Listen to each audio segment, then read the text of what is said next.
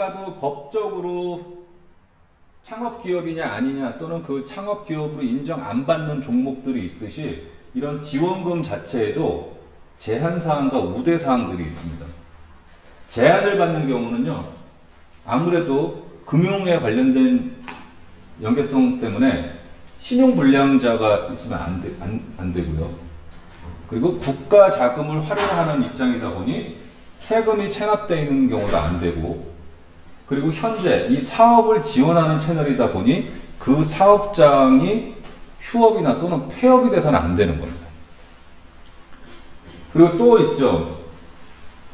내가 타 기관의 지원 사업을 지금 현재 수혜를 받고 있는 중인데 다른 기관에서 유사한 거를 진행하는 거를 또 선정해서 받았다? 이거 나중에 불인정됩니다. 이걸 중복 제한이라고 해요. 한 기관 것만 활용하셔야 돼요. 이런 제한 사항이 있고, 우대 사항은 좀 많이 바뀌긴 했는데 아까 말씀드렸던 여성기업, 뭐 벤처기업 인증, 이런 인증서들이 붙어 있으면 정부 지원 사업 선정하는데 선정률이 높다라고 보시면 되는 겁니다.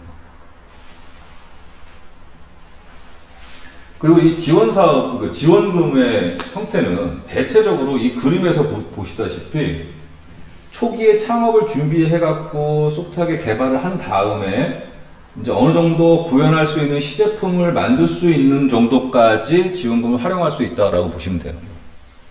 즉, 다시 말해서 양산 정도로 지나가는 단계의 그 아이템인 경우에는 어느 정도 사업화가 진행됐기 때문에 초기 창업자라고 보지 않기 때문에 거의 시제품 개발 또는 요거를 외부에 좀 이렇게 마케팅적인 걸로 지원하기 위한 자금으로만 대부분 편성되어 있다라고 이해하시면 됩니다. 그러니까 다시 한번 설명할까요?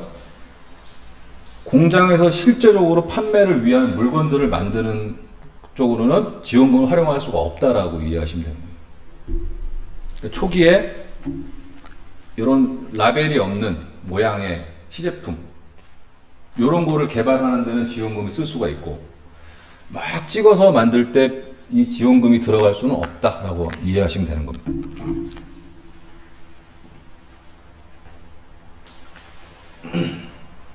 아까 말씀드린 이 중복 제한, 학생들한테는 이건 조금 되게 애매할 수 있는데 제일 그러니까 좀 중요시한 건 뭐냐면은 요 중간에 있는 말이에요. A라는 사람이 어떤 창업 관련 지원 사업을 받고 있는 중에 B라는 지원 사업을 또 받게 되면은 보통은 처음에 받았던 그 금액에서 뺀 차액만 지원하는 경우도 있지만 거의 그렇지는 않습니다. A라는 지원 사업에 참여를 하게 되면 B는 거의 참여가 불가해요. 그렇게 이해하셔야 되고요. 경우에 따라서는 부처별로 다를 수도 있어요. 지금 이런 창업에 관련된 거는 중기부에서 많이 주관을 하는데, 그렇지 않으면 교육부, 과기부 이런 데서 주는 예산들이 있거든요. 그 예산은 중복도 가능할 수도 있어요. 경우에 따라서는. 근데 그거는 그 사업을 주관하고 있는 주관부서, 학교면 학교, 아니면 그걸 하고 있는 기관들이 있을 거 아니에요. 무슨 센터, 이런 데서 문의하시는 게 제일 빠릅니다. 이게 왜 문제가 되냐면은 막 진행되고 나서 협약 끝나고 막 진행을 했는데 활용을 다 하고 나서 정산을 해야 되는데 정산 시점에 이게 확인이 된다면은 본인이 부담을 할 수밖에 없는 일이 생겨요. 경우에 따라서는 미리 선지급 받았는데 이게 중복 사업으로 확인이 됐다. 환수 조치당할 수도 있습니다. 그 환수되는 돈이 얼마에 따라서 달라지겠지만 또 환수되는 금을 상환을 못했다. 그럼 법적 책임을 묻게 될 수도 있어요. 그럼 되게 피곤해지겠죠. 그럼 어떻게 되죠? 차후에 내 이름으로 진행되는 사업이나 이런데 참여 제한이 엄청나게 걸릴 수도 있는 겁니다. 그러니까 이거 항상 유념하셔야 되는 거예요. 왜냐? 이게 국가 세금이라서 그런 겁니다.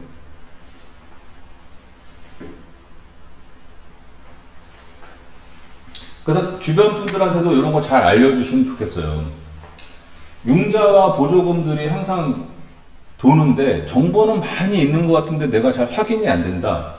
그 말은 아직까지 이제 이런 사이트들을 접해보지 않으셔서 그럴 수도 있어요. 하지만 대표적으로 지원자금과 관련된 정보를 금방 알 수 있는 곳은 첫 번째 K-스타트업이라는 곳 주소하고요. 기업 마당. 요 두 가지를 많이 통해서 확인할 수가 있습니다. 그리고 정부 자금은 항상 1년 단위로 편성이 되게 돼 있어요. 그러니까 예를 들어서 20년 또는 21년 정부 지원 사업 계획을 한 매년 1월경에 배포를 하거든요. 전년도에 계획 수립을 해서 그 다음 연도 초기에 바로 공고를 하게 되어 있습니다. 공고를 할 수 있는 그런 정보를 확인하는 데가 요 대표 사이트가 두 개가 있어요. 마찬가지로 소상공인 마당도 소상공인에 해당되는 정보들, 지원 사업이나 교육 뭐 이런 기타 지원 관련된 정보를 요 해당 사이트에서 확인하실 수 있습니다. 추가로 이 지원 사업 알림이 챗봇이라고 하는 거는요, 카카오톡을 활용하실 수 있는데, 카카오톡 내에서 대화창에서 친구 등록하듯이 지원 사업 알림이 챗봇을 바로 치시면은 바로 거기랑 링크가 되세요. 뭐 절차 가입 없습니다. 그냥 친구 등록이 자동으로 되면서 해당되는, 한번 해보셔도 돼요. 지금 한번 해보세요. 재밌어요. 하시면 어떤 영역의 지원 채널을 원하세요? 아니면 지금 있는 곳이 어디세요? 이렇게 해서 막 설정을 하게 되어 있어요. 대화하듯이. 그러면 그게 차후에 지원 사업 공고가 뜰 때마다 카톡 알림 서비스처럼 날라옵니다. 근데 이게 상당히 좀 엉성하지가 않더라고요. 그래서 창업 교육에 참여하시는 분들한테는 사전에 요 채널을 항상 알려드립니다. 왜냐? 카톡을 상대적으로 많은 사람들이 사용하고 있잖아요. 그러니까 이 정보를 어떤 사이트처럼 정보를 제공하는 게 아니라 마치 나의 AI처럼 활용하시라고 많이 안내를 드려요. 이거 잘 되어 있는 서비스입니다.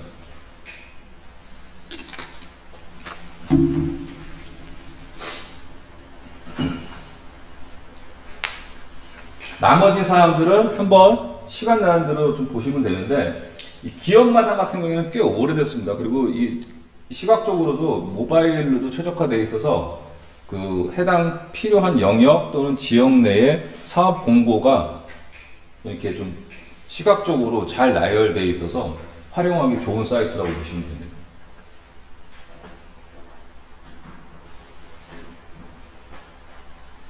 그래서 서두에 말씀드린 대로 지원 사업을 노크하기 위해서는 사업계획서가 필요한데, 이 사업계획서는 과거에는 이렇게 좀 여러 형태로 제안을 하는 게 일반화되어 있었는데요. 최근에는 PSST라고 하는 구조로 아예 중기부에서 표준화된 사업계획서를 제시하고 있어요.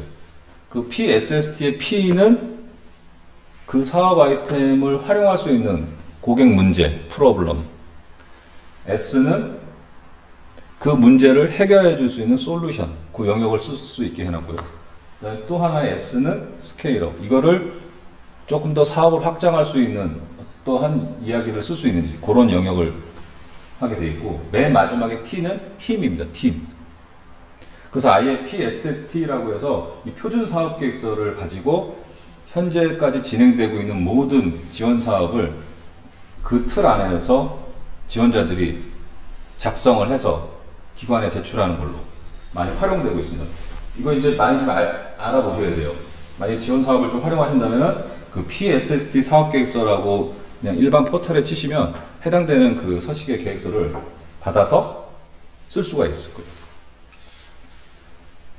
그러니까 과거와는 달리 내가 사업을 내가 생각했던 대로 진행하겠습니다라는 것을 지향하고, 내 사업에 필요한 아이템과 어떤 사업의 기회는 진짜 누군가를 위한 사업 아이템이에요 라는 것을 논리적으로 표현하라는 방식으로 바꿨다고 이해하시면 되는 거예요.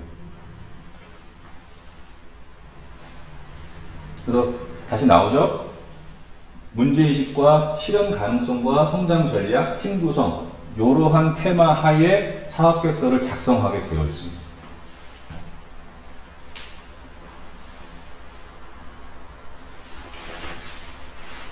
이제 이 과정 거의 다 이제 끝나가는데요. 사업계획서를 한 번도 이제 발표 안 해보셨겠지만 비슷하게 공모전에 한번 참여했다고 그랬죠. 유사하게 될 겁니다. 누군가의 평가원들이 앞에 앉아 있고 나는 제가 지금 이렇게 강의하듯이 이러한 PPT 자료를 넘겨가면서 설명을 하겠죠. 정해진 시간 안에. 대략 한 10에서 15분 정도? 보통 이렇게 진행이 될 거예요. 내 몇 년간의 사업을 이끌어가야 될 이야기를 단 10분 만에 평가를 받아야 됩니다. 좀 모순도 있긴 한데 어느 정도 그렇게 이게 훈련이 안 되면은 너무 많은 지원자들이 많기 때문에 그렇다고 이해하시면 될 거예요. 그러니까 그거를 어느 정도 최대한 시간을 활용해서 임팩트 있게 내 아이템이 누구에게 도움되고 이게 어느 정도 돈벌이가 될 겁니다라는 이런 논리로 이끌어 가셔야 되는데 그걸 10분 동안 표현하셔야 되는 거예요. 그 여기 지금 이렇게 되어 있죠. 이 사람이 저처럼 서 있고 설명을 하고 이분들은 그 준 사업계획서를 보면서 해당 영역별로 전문가들이 질문을 할 거예요. 정해진 시간 5분 동안. 그럼 그거에 대해서 내가 응대하고 그리고 마치면 나와서 한 며칠 기다리시면은 선정 결과 여부가 문자 또는 메일로 오겠죠. 그럼 오게 되면 뒤에 이렇게 선정이 만약에 되신다면 대체적으로 이러한 형태로 이야기를 짧게 핵심적인 내용만 설명을 하시고 그분들이 그걸 근거로 해서 한글로 작성된 사업계획서를 검토한 후에 선정 여부를 결정할 텐데요. 선정이 되면 이제 그 다음 일들을 하셔야 됩니다. 정부 지원 사업 채널에서 선정이 되셨다라고 하면은 요 단계, 협약이라고 들어있어요. 협약은 일종의 약속이에요. 이 주관기관에서 진행하고자 하는 예를 들어 사업기간은 한 6개월 또는 3개월, 1년 이렇게 협약 기간을 두고 상호간에 협약을 하는 거예요. 협약을 하고 해당되는 과업이 예를 들어서 뭐 시제품 개발을 하는 협약을 하셨다. 그러면 그 정해진 기간 안에 개발자를 만나서 그 개발 행위를 하시는 거예요. 그리고 다 끝나는 시점에 와서 이 협약이 뭐 예를 들어서 11월 30일까지다 라고 하면은 11월 한 10일 전, 한 20일경에 결과 보고서를 이 주관기관에 제출을 해서 문제 없음이 확인이 되면 이쪽 주관기관에서 그 창업자 또는 그 창업자를 도와줬던 용역사로 자금이 보내지게 되는 겁니다.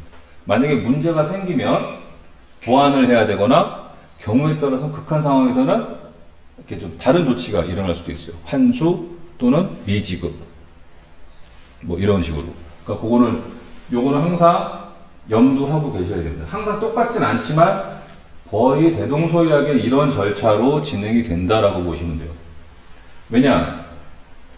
일반적인 사업자의 돈을 갖고 우리가 활용하는데도 약간의 절차가 필요하는데 국가 지원금을 갖고 활용할 때는 좀 약간 세밀한 절차를 잘 따르셔야 되는 거예요. 그래서 과제를 만약에 선정을 하시면은 그때 만세 부르고 좋아할 게 아니라 그 다음 수순들이 있습니다. 최소한의 결과보고라는 거가 있는데 이 결과보고가 아주 이쁘게 되는 걸 떠나서 정상적으로 진행이 됐냐 안 됐냐라는 것을 입증하시면 돼요.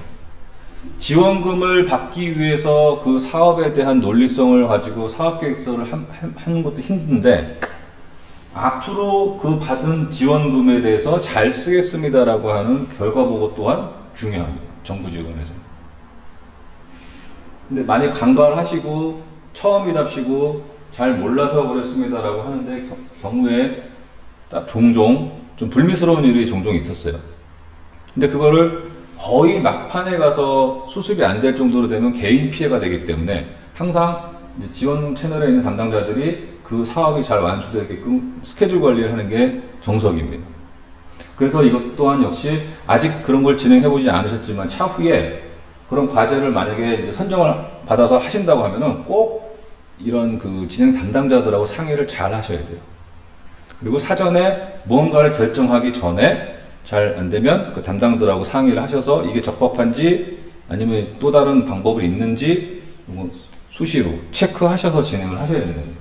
금액의 규모에 상관없이.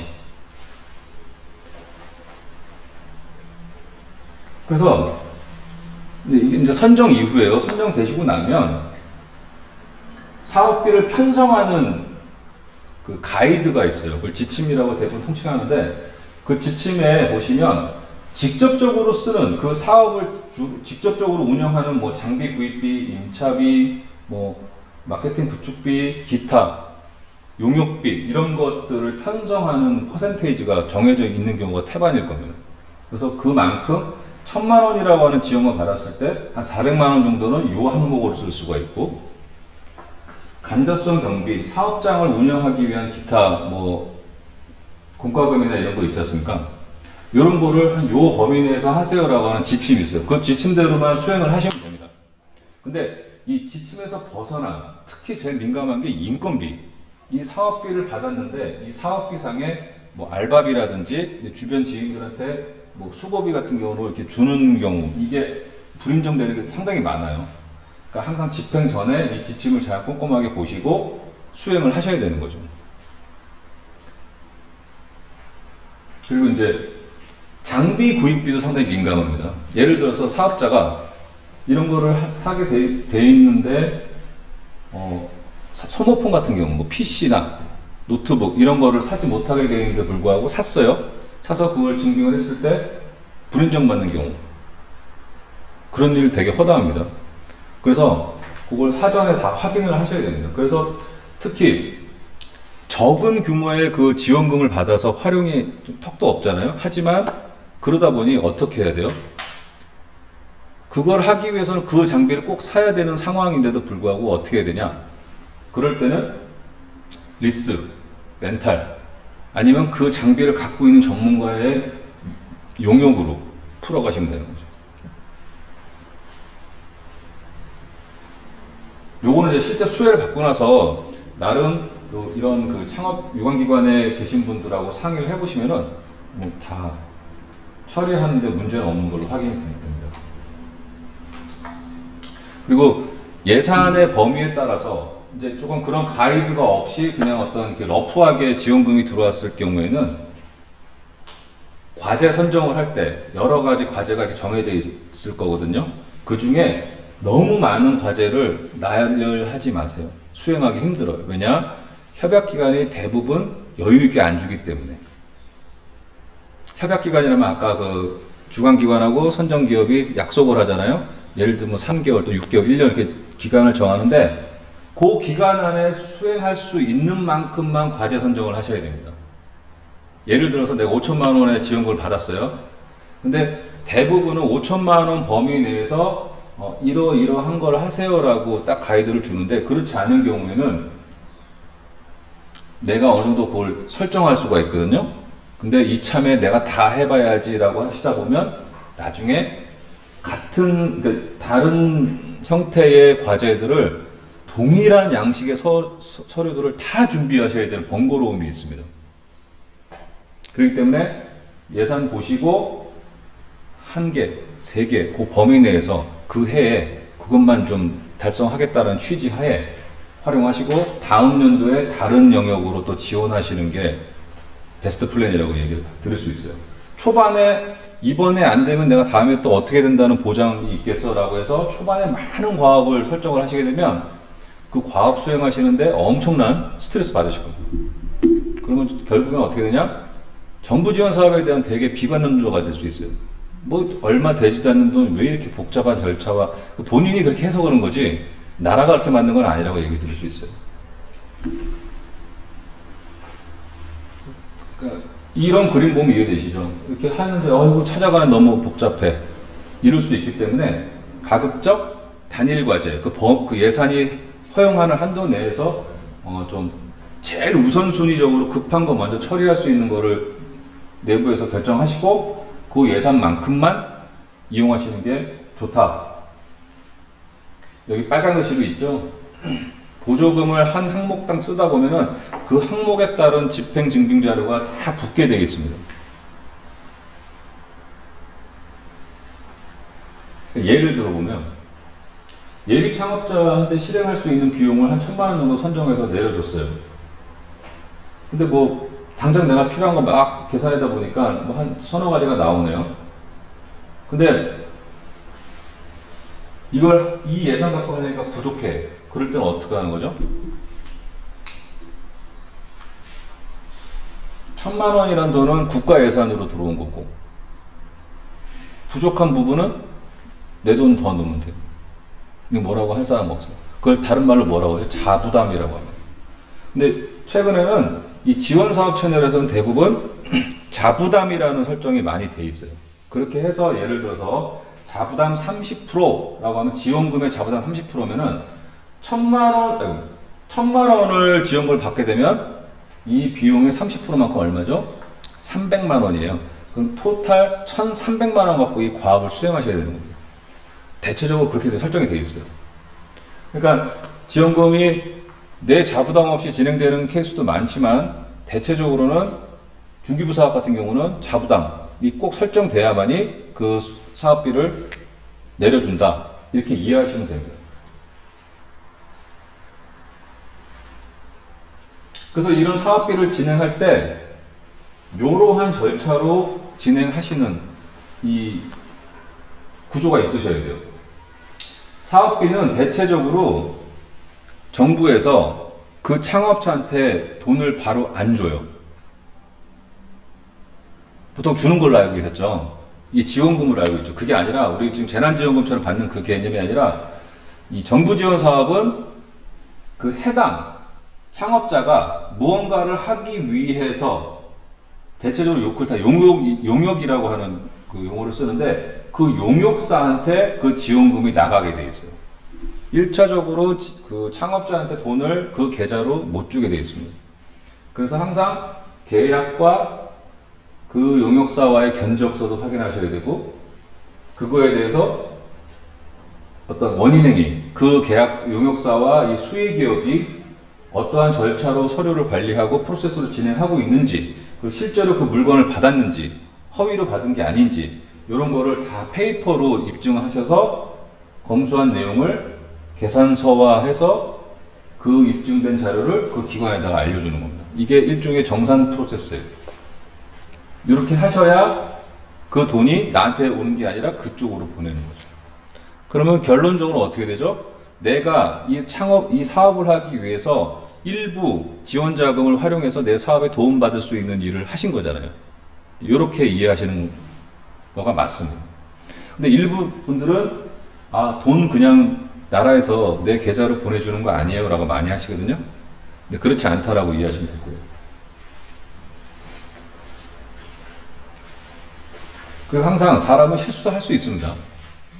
뭐 의도치 않게 실수라는 게 생길 수 있는데 이 기간 내에 정해진 기간 내에 어떤 문제가 발생됐을 때 돈이 막 진짜 집행되는 그 단계가 아닌 전 단계에서는 약간 수정 보완이 가능할 수 있어요. 그러니까 너무 당황하지 마시고 변경 상신해서 그 기간 내에 허용이 된다면은 또 그 기관 프로세스에 따라서 이렇게 절차를 바꿀 수도 있으니까 항상 이런 장치도 있다라고 알고 계시면 됩니다. 단 거의 끝나가는 시점에는 이게 정정사항이나 이런 게 안 될 수도 있어요. 그거는 항상 그 주관기관 담당들하고 상의를 잘 하셔야 됩니다. 아마 지금 이렇게 와닿지 않으실 거예요. 근데 실제로 이거 이제 돈을 집행하다 보면 이런 일들이 비일비재하게 있어요.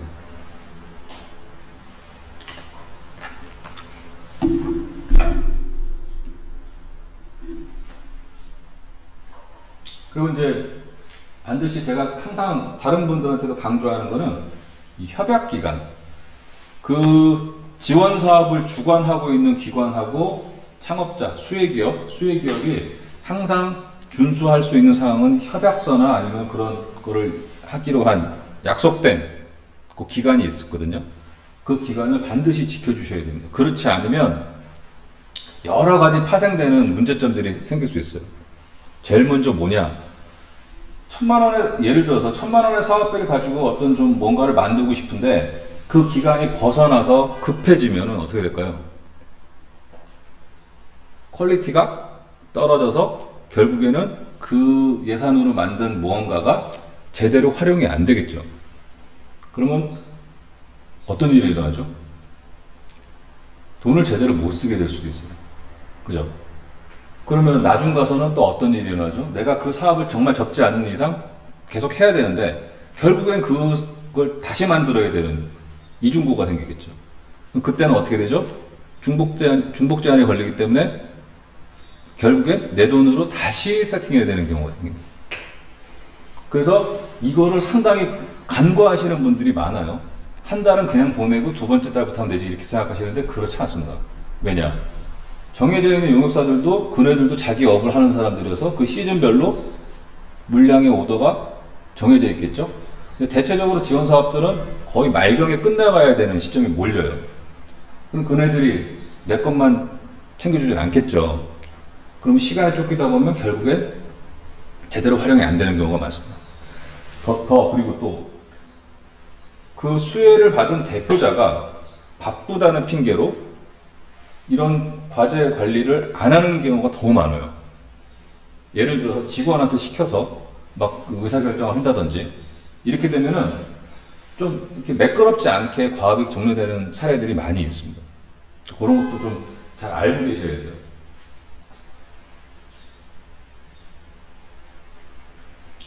그리고 이제 이런 정부 지원 사업을 하는 사람들하고 이렇게 좀 이렇게 연관이 될 때는 지원 사업을 받으신 선정 기업도 되게 중요하지만은 이러한 과업을 좀 수행해 보시는 파트너들을 만나시는 게 좋아요. 예를 들어서 홈페이지 개발을 하는 비용을 받으신 분 경우에는 그런 홈페이지를 개발했을 때 정부 지원 사업으로 좀 이렇게 과제를 해보신 분들은 어느 정도 어떤 절차 서류가 있는지를 대략적으로 아신단 말이에요.